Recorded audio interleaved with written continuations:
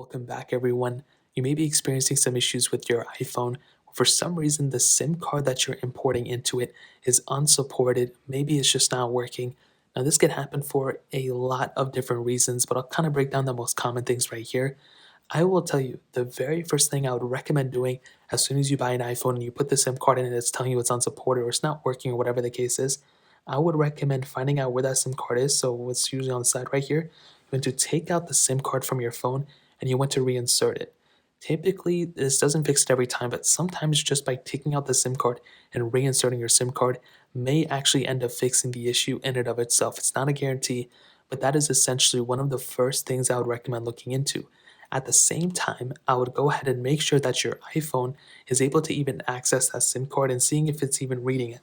So you want to go ahead and get into your settings account. You want to scroll over until you see cellular, and you want to see if anything comes up here. I don't have a SIM card on here, so it's not going to show me anything.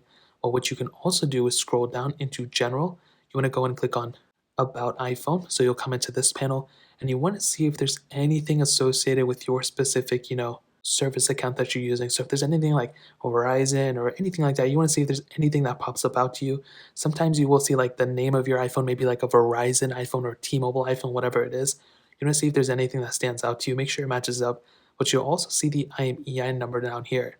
You want to do, and this is something I'd really guarantee a lot of you to do, is to reverse search this IMEI number and make sure it doesn't come up as stolen or as whatever. Sometimes if you bought a used iPhone, you can actually go and get scammed some ways. It's not every time and it's gotten a lot less throughout the years, but I'd recommend going ahead and making sure this IMEI number is a clear IMEI number and there's nothing associated, no like back payments or anything like that associated with a specific account.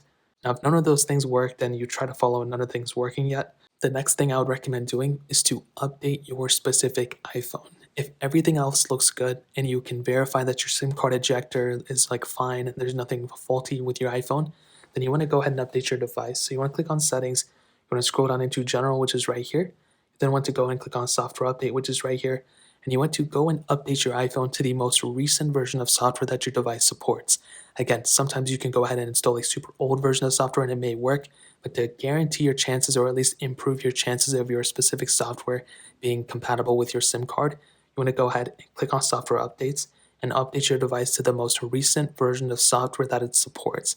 Like I stated, it's not a guarantee that this will fix it, but a majority of the time, this will go ahead and fix the problem. Whether you eject your SIM card, insert it back, or whatever the case is, those are a few different ways you can go ahead and fix your specific SIM card if you're actually experiencing issues with your SIM card. So that's essentially it.